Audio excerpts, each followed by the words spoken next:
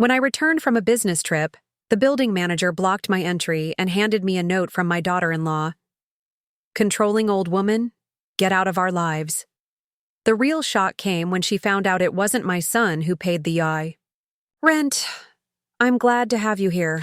Follow my story until the end and comment the city you're watching from, so I can see how far my story has reached. I stood frozen in the lobby of my apartment building, the bright Florida sunlight streaming through, the glass doors behind me, casting long shadows across the marble floor. The words on the small piece of paper in my trembling hands blurred as tears welled in my eyes. "Controlling old woman, stay out of our lives." The handwriting was unmistakably Yasmin's, my daughter-in-law of 3 years. The note was dated yesterday, while I was still in Chicago closing the biggest business deal of my career. "Mrs. Reynolds, I'm sorry." The building manager, Tom, shifted uncomfortably. "They instructed me not to let you up to their apartment, said you weren't welcome anymore." My throat tightened. Tom had known me for 5 years, ever since I'd helped Peter and Yasmin with the down payment on their luxury condo in this building.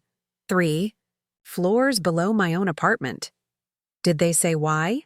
I managed to ask, my voice barely audible. Tom looked away, his discomfort evident. "Just that there had been issues, and that they needed space." Issues? Space? I'd been gone for 3 weeks on business. Before I left, everything had been fine. Or so I thought. Peter had hugged me goodbye, promising to water my plants. We'd had dinner together just the night before my departure. As I rode the elevator up to my own apartment, my mind raced through every interaction I'd had with them in recent months, searching for clues. Had I said something wrong? Had I overstepped? I thought Yasmin and I had a good relationship. Sure, she was more reserved than Peter, but I'd always respected their boundaries. My phone vibrated in my purse. Peter's name flashed across the screen. With shaking hands, I answered. "Peter, what's going on?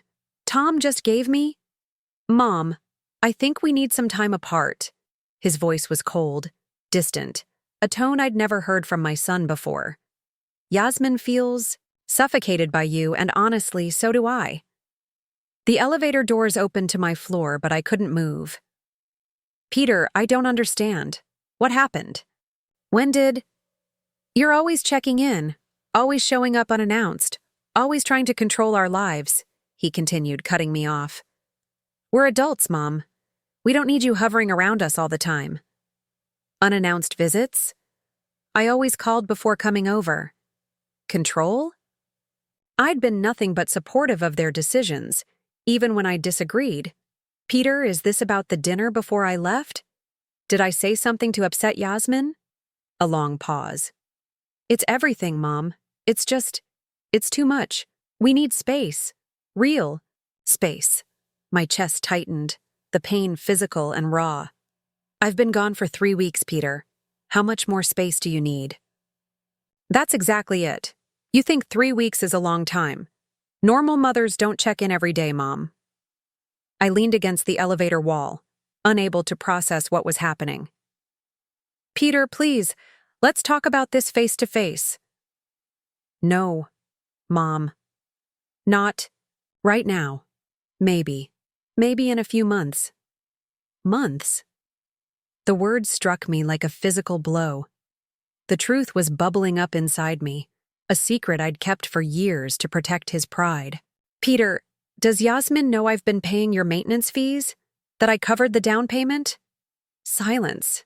"Peter, what are you talking about? I pay our bills." The realization hit me like a tsunami. He genuinely didn't know. For 3 years, I'd been quietly transferring money into their account, making it look like the automatic deductions for their maintenance fees were smaller than they actually were. I'd wanted him to feel independent, to build his confidence. The down payment had been framed as a loan he'd been paying back in small amounts that went straight into an account I'd set up for their future. "I've been helping, Peter. I didn't want you to struggle." I thought. My voice cracked. "You're lying," he said flatly.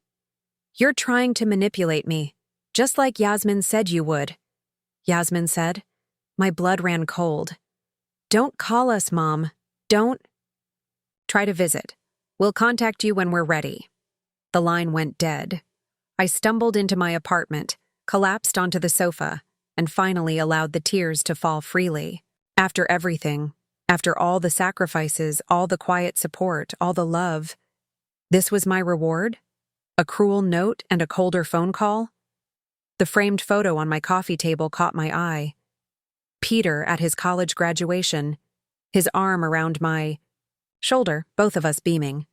I was 42 then, a widow of 7 years who'd worked 2 jobs to put him through school. Now, at 58, I found myself more alone than I'd ever been. What had Yasmin told him about me? And why would he believe her over his own mother? 3 days had passed since that devastating phone call with Peter. 3 days of unanswered texts, declined, calls and a hollowness in my chest that nothing could fill. I moved through my apartment like a ghost, touching the photographs that chronicled our life together. Peter's first day of school, his high school graduation, his wedding to Yasmin. I traced his face in each one, wondering how we'd arrived. Here. In the silence of my apartment, memories flooded back. Robert, my husband, had died of a sudden heart attack when Peter was just 11. The shock of becoming a widow at 34 had nearly destroyed me, but I couldn't fall apart, not when Peter needed me more than ever. I remembered the nights I'd spent at our kitchen table, bills spread out before me, calculating how to stretch, my teacher's salary to cover mortgage payments, insurance, and Peter's private school tuition. The weekends spent working retail instead of attending his soccer games. The lonely evenings when I'd sit outside his bedroom door, listening to him cry for his father, feeling utterly helpless. But we'd survived. I took night classes, earned my MBA, and slowly climbed the corporate ladder while raising my boy alone. When Peter earned a scholarship to college, I'd wept with pride. When he landed his first job at a marketing firm, I'd framed his business card. And when he met Yasmin during a work conference 5 years ago, I'd welcomed her with open arms, desperate for him to find the happiness he deserved. My phone buzzed with a text from Martha, my closest friend since college. "How are you holding up? Still coming for dinner tonight?" I'd forgotten all about our plans. The thought of socializing, of pretending everything was fine, felt impossible. But the alternative was another night alone with my thoughts. "I'll be there," I replied. Later that evening, sitting at Martha's dining table, I finally let the full story spill out. Martha listened intently, her forehead creasing with concern. "Evelyn, this doesn't make sense," she said, refilling my wine glass. "Peter adores you, always has. Apparently not anymore." My voice cracked. "You should have heard him, Martha. So cold, so distant, like I was a stranger." Martha reached across the table, squeezing my hand.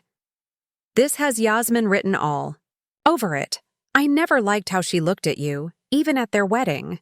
I'd noticed it too, the slight narrowing of Yasmin's eyes whenever Peter and I shared an inside joke, the way she'd interrupt when we reminisced about the past, the subtle comments about unhealthy attachments between mothers and sons. But why would Peter believe her over me? After everything we've been through? Martha sighed. "Men can be blind when it comes to manipulative partners. Remember David's wife? How she slowly turned him against his entire family? It took him years to see the truth." I stared into my wine, remembering how Yasmin had reacted when I'd given them a family heirloom for their first anniversary, my grandmother's antique clock. She'd smiled thinly, then later I'd overheard her telling Peter it was obviously a way to mark your mother's territory in our home. The clock had mysteriously broken a month later. "I just don't understand what I did wrong," I whispered. "You didn't do anything wrong," Martha said firmly. "But I'm willing to bet Yasmin's been poisoning Peter's mind against you for months, maybe years. Little comments here and there, twisting your words, your intentions." The realization dawned on me slowly. She told him I was controlling, that I was suffocating them. Martha nodded grimly. Classic isolation tactic. And now she's convinced him you're lying about the financial support. I never wanted him to know, I admitted. His father was so proud, so independent. Peter inherited that trait. I thought I was protecting his dignity.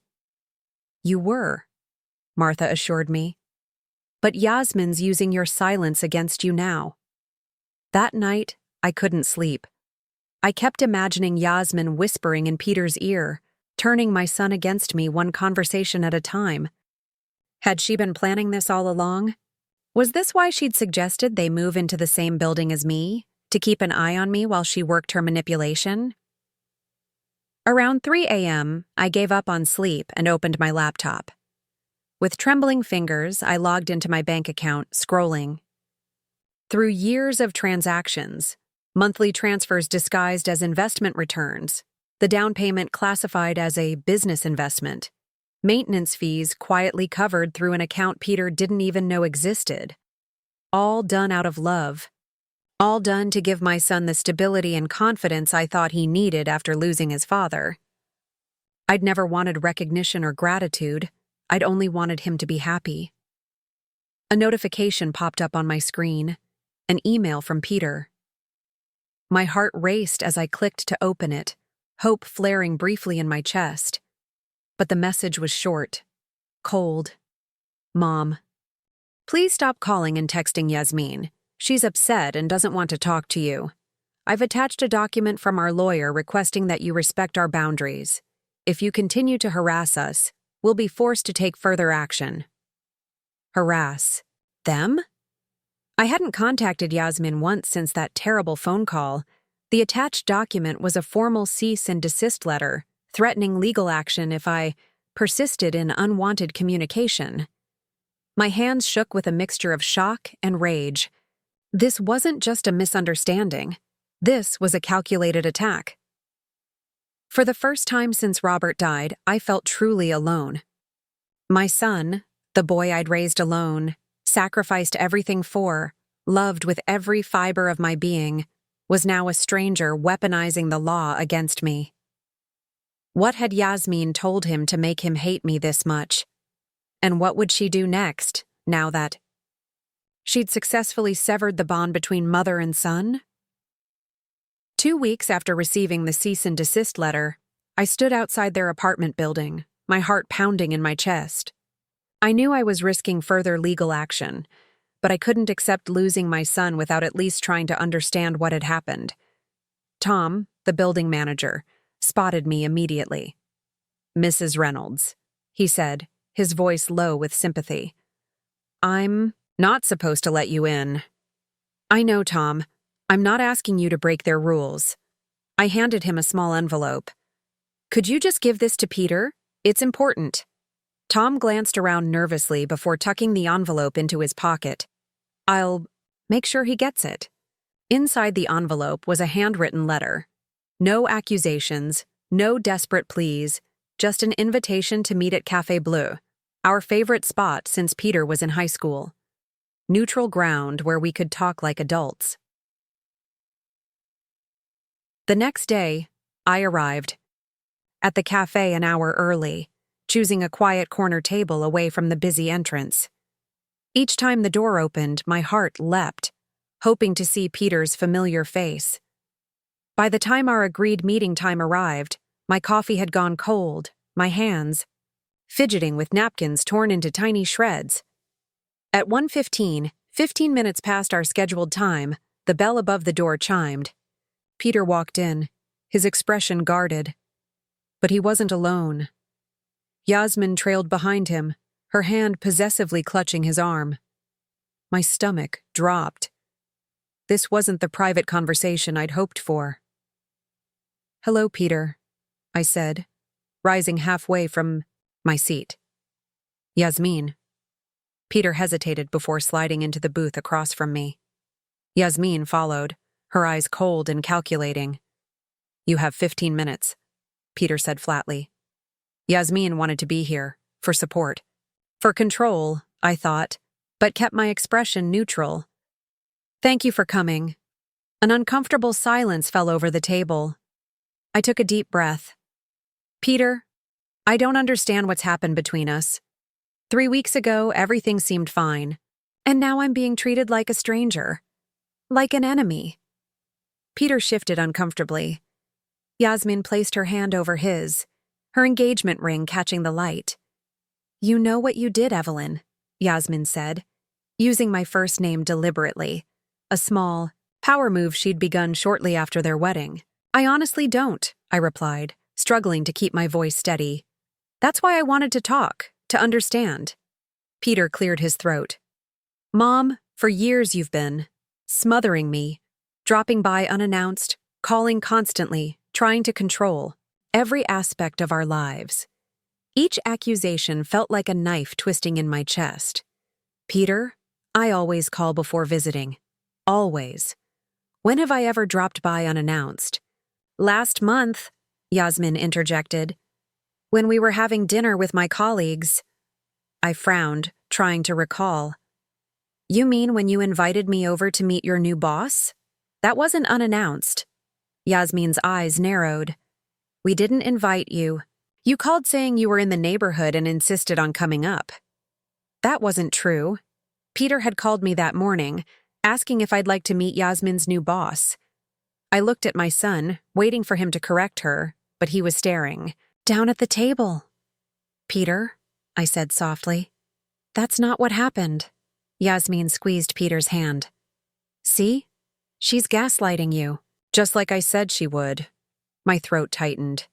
"I'm not gaslighting anyone. Peter, you called me that morning. You invited me." Peter shook his head. "Mom, please don't make this harder than it needs to be." I felt like I was drowning, struggling, to find solid ground in a conversation where reality itself seemed to be shifting. "I would never lie to you," I whispered. "Like you didn't lie about paying our maintenance fees?" Peter said, his voice suddenly sharp. "About controlling our finances behind my back?" So he'd checked. My heart sank. "I wasn't controlling anything, Peter. I was helping. I never wanted you to feel indebted," Yasmin cut in. "Dependent? That's exactly what you wanted. To keep Peter reliant on you forever." "That's not true," I said, my voice breaking. "After your father died, we struggled so much. I never wanted you to experience that kind of financial stress." Peter's expression remained stony. "You should have been honest." "You're right," I admitted. "I should have. But I was trying to protect your pride. Your father was the same way. He hated accepting help even when we needed it." At the mention of Robert, something flickered in Peter's eyes. A brief softening, a flash of the son I knew. But then Yasmin shifted beside him, and the moment vanished. "We have news," Yasmin announced abruptly. "I wasn't going to tell you, but since we're here." She placed her hand on her stomach, a smug smile spreading across her face. "I'm pregnant. You're going to be a grandmother." The news should have been joyous. Instead, it felt like a weapon, another way to manipulate the situation. Still, I forced a smile. "That's wonderful news. Congratulations to you both." Peter seemed surprised by my calm reaction. I could see the conflict in his eyes, as if part of him had expected, perhaps even wanted, me to react poorly. "The doctor says I need to avoid stress," Yasmin continued. "That's why we need space from complicated relationships." I understood then. The pregnancy wasn't just news, it was an ultimatum. Stay away, or risk being branded as the villain who endangered their unborn child. "I understand," I said quietly, even as my heart shattered. I would never want to cause any stress during such an important time. I reached into my purse and pulled out a small box. This was meant to be an olive branch. Now I suppose it can be a congratulations gift. Inside was a silver picture frame with Peter's ultrasound photo from when I was pregnant with him. It had been one of Robert's most treasured possessions. "Your father kept this on his desk until the day he died," I said. my voice barely above. A whisper. Peter stared at the frame, his Adam's apple bobbing as he swallowed hard. For just a moment, I saw my son again. Not the cold stranger sitting across from me, but my beautiful boy. Then Yasmin spoke. "We should go. Your 15 minutes are up."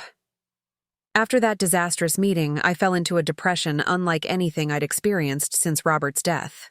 I stopped going to social events, barely managed to focus at work, and spent evenings staring at old photo albums, trying to understand how my relationship with my son had unraveled so completely. Martha became my lifeline, checking in daily and finally insisting I join her for dinner one evening. "You can't keep isolating yourself, Evelyn," she said, setting a plate of lasagna in front of me. "You're giving Yasmin exactly what she wants." "What else can I do?"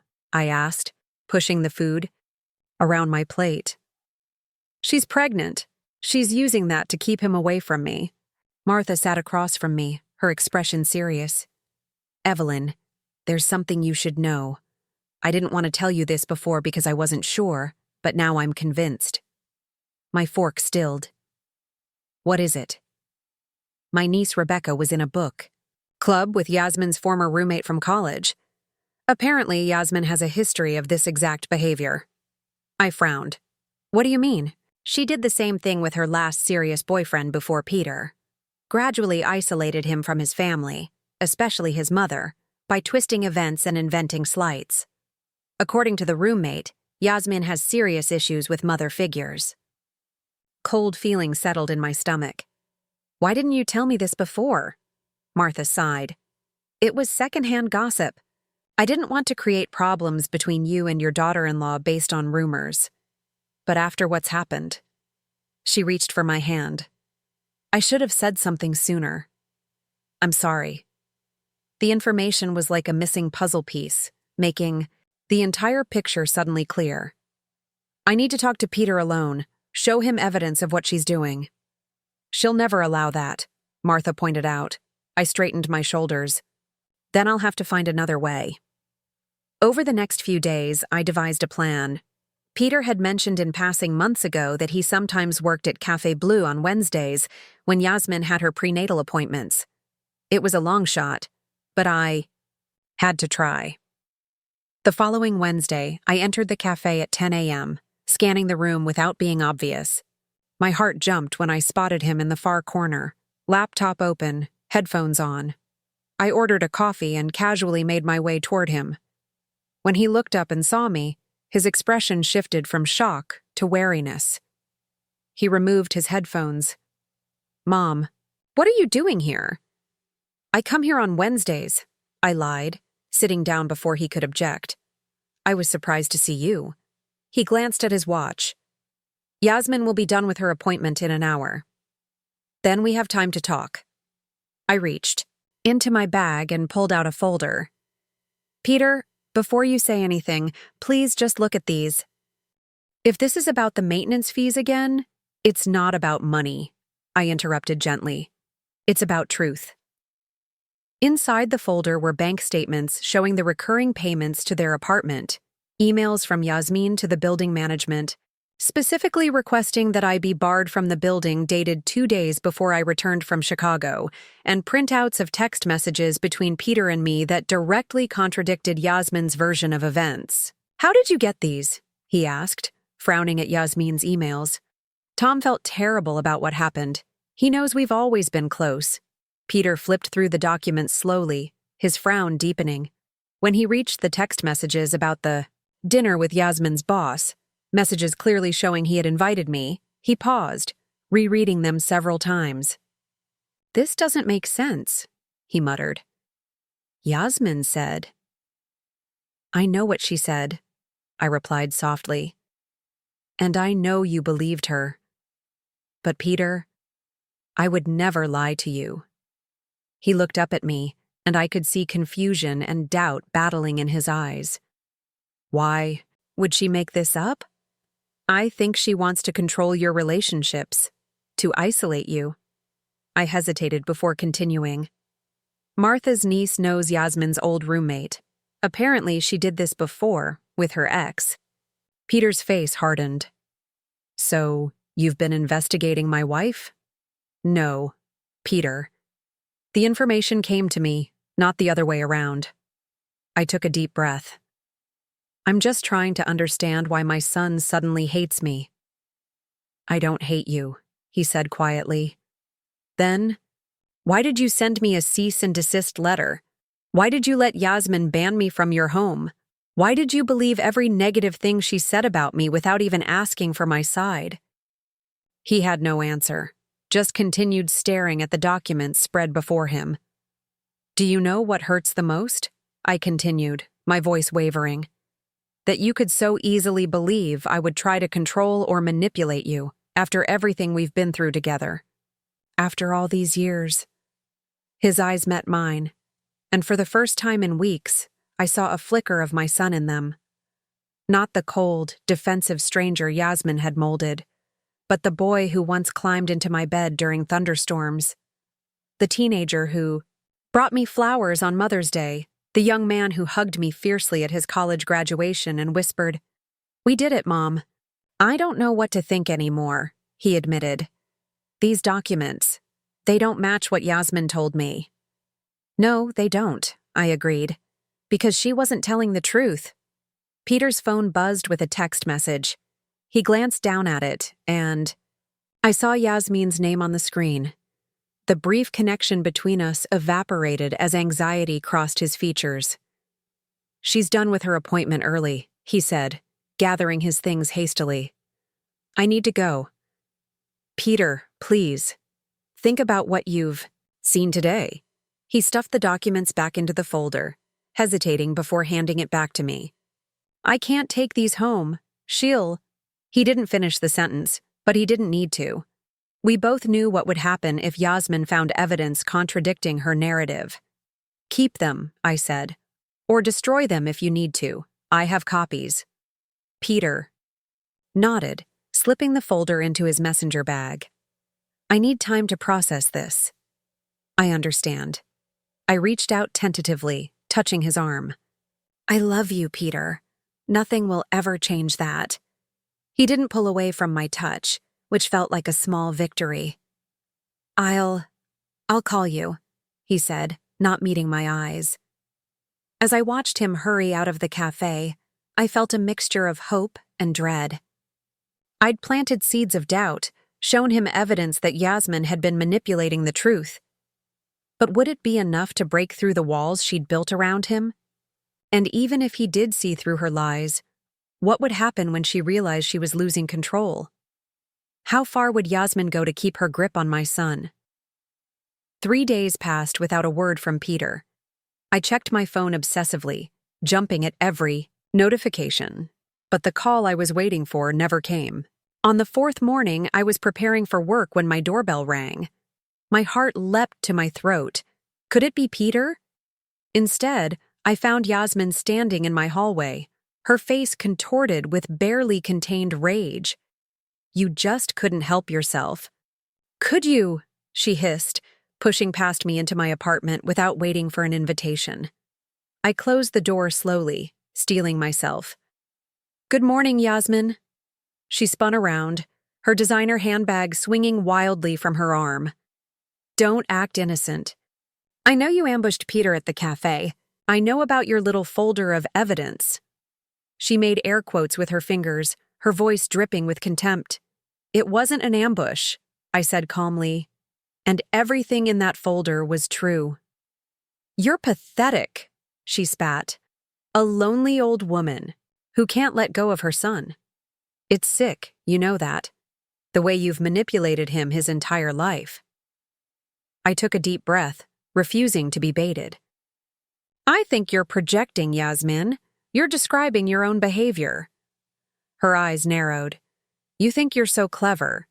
Peter told me everything.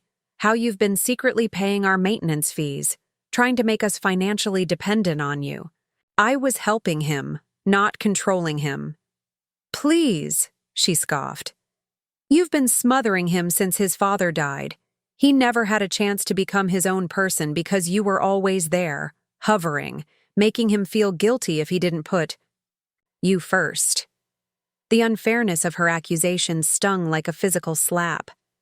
I worked 2 jobs so he could stay in his school after his father died.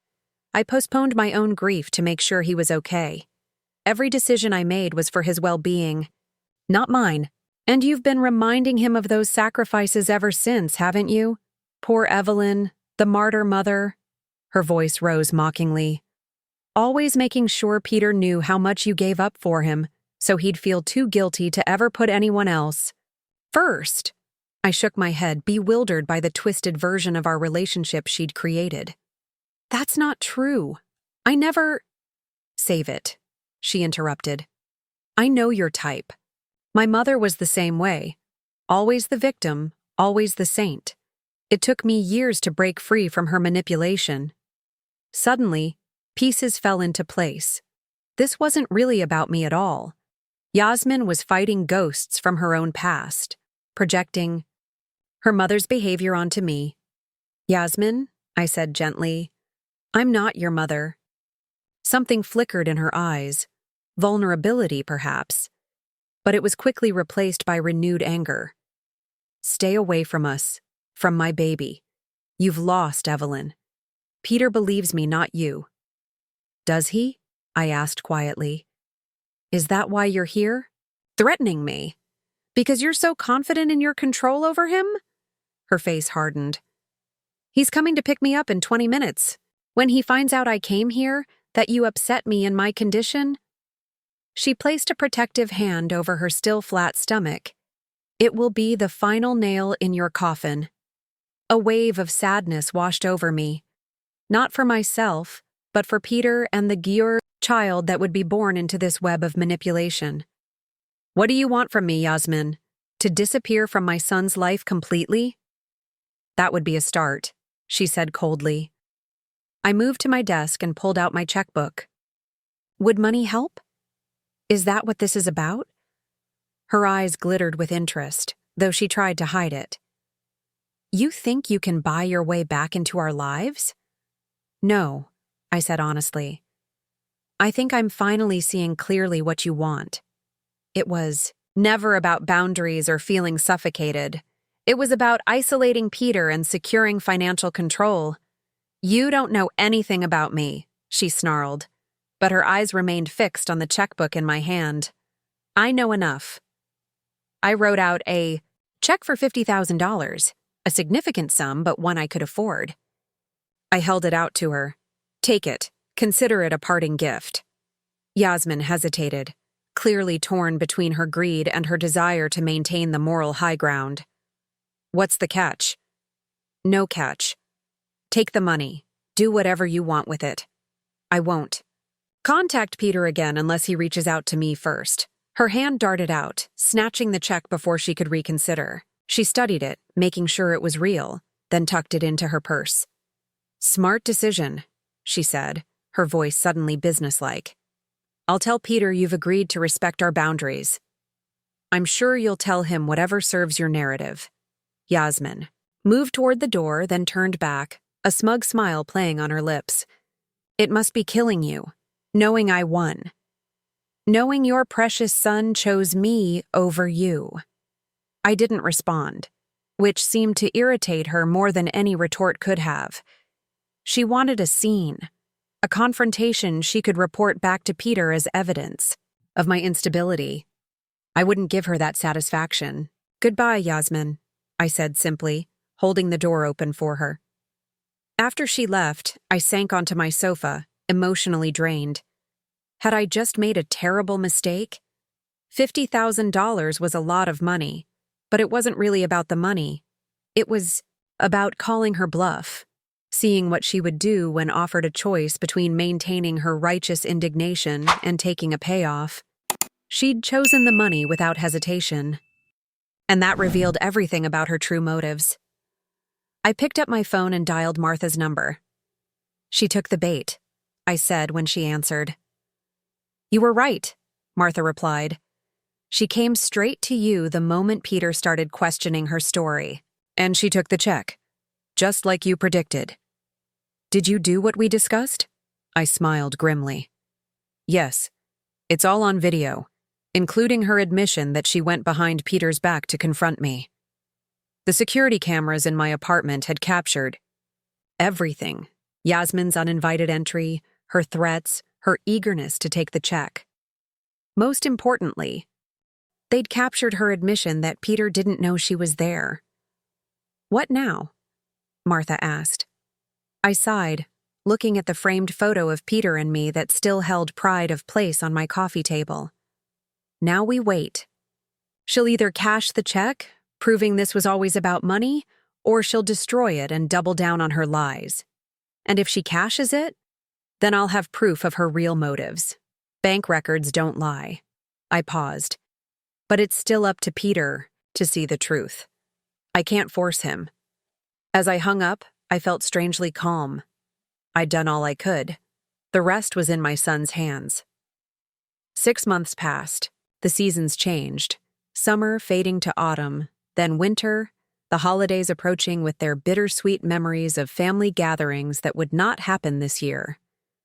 I threw myself into work, took a painting class I'd always been too busy for, even started volunteering at a local literacy program. Life continued, though the Peter-shaped hole in my heart remained unfilled. The check had been cashed within days of my confrontation with Yasmin. I'd forwarded the bank notification to Martha with a sad emoji, but hadn't done anything else with the information. What was the point? If Peter had chosen to believe Yasmin's version of events, nothing I could say or prove would change his mind.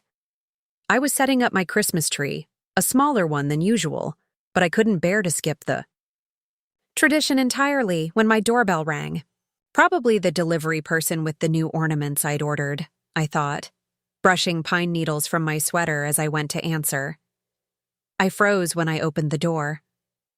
Peter stood in the hallway, hands shoved deep in his coat pockets, shoulders hunched against the December chill.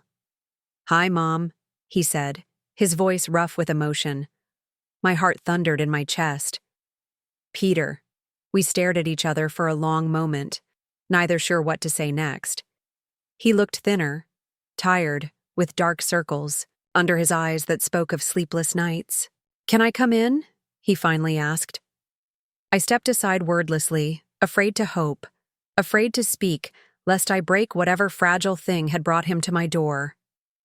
He entered slowly, taking in the half-decorated tree, the boxes of ornaments spread across the floor, the holiday music playing softly in the background. Without a word, he picked up the silver star topper, the one his father had bought our first Christmas together, and turned it over in his hands. "You kept it," he murmured. "Of course I did," I replied. "It's our tradition." Peter set the star down carefully and turned to face me. "I've made a terrible mistake, Mom." The words hung in the air between us, precious and terrifying. "Would you like some coffee?" I asked, not ready yet to address the enormity of his statement. "I just made a fresh pot." He nodded, following me to the kitchen where we'd shared countless meals, homework sessions, late-night talks throughout his childhood. I poured 2 mugs, added cream to his just the way he liked, and set them on the table. "Yasmin and I separated 2 months ago," he said abruptly. "The divorce will be finalized after the baby is born." I sat down across from him, absorbing the news. "I'm sorry, Peter." "Are you?" He looked up, searching my face. "After everything she did to you?" "I'm sorry you're hurting," I clarified. "And I'm sorry about the baby." He nodded, staring into his coffee. "She's agreed to joint custody. It's a girl." Despite everything, I felt a flicker of joy at the thought of a granddaughter. "That's wonderful." "I found the check, Mom." His voice was quiet but steady. "In Yasmin's purse. I was looking for a receipt and found her bank statement. $50,000, deposited the same day she told me she'd gone to make peace with you." I said nothing, waiting for him to continue. "When I confronted her, she claimed it was a bribe, that you were trying to buy her silence about something, but it didn't make sense." He looked up, his eyes filled with shame. So I checked our building's security footage from that day. Saw her coming to your apartment. Then I called my bank. And? I prompted gently. And I learned you've been paying our maintenance fees all along, just like you said. He swallowed hard. I also found emails on her computer, to her friends, about how she'd finally gotten the controlling mother-in-law out of the picture. His voice broke. About how she'd convinced me you were manipulating me, when all along. All along it was her, I finished softly. Peter nodded, tears filling his eyes. How could I have been so blind? How could I have believed her lies about you? After everything we've been through together? I reached across the table and took his hand in mine. She was very convincing, Peter, and you loved her. We tend to believe the people we love. I don't deserve your forgiveness, he whispered. You have it anyway, I said simply. He broke down then, tears streaming down his face as months of guilt and confusion poured out. I moved to his side of the table and held him like I used to when he was a little boy with skinned knees or a broken heart. We stayed that way for a long time, the coffee growing cold, the Christmas music playing softly in the background. Finally, Peter straightened, wiping his eyes. I've missed you so much, Mom. These past months have been. He shook his head, unable to find the words. I know, I soothed. I've missed you too. Can we start over? He asked hesitantly. Can we rebuild what we had? I smiled, feeling hope bloom in my chest for the first time in months.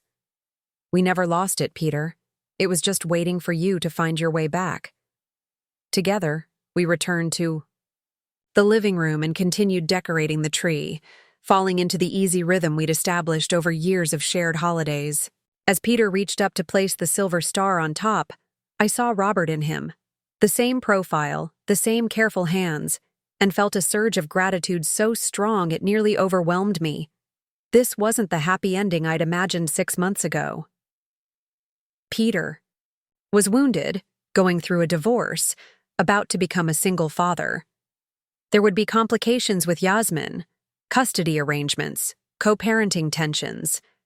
The road ahead wouldn't be easy, but we would face it together, as we had faced everything since Robert died, with honesty, with love, with the unbreakable bond between mother and son that even the most calculated manipulation couldn't permanently sever.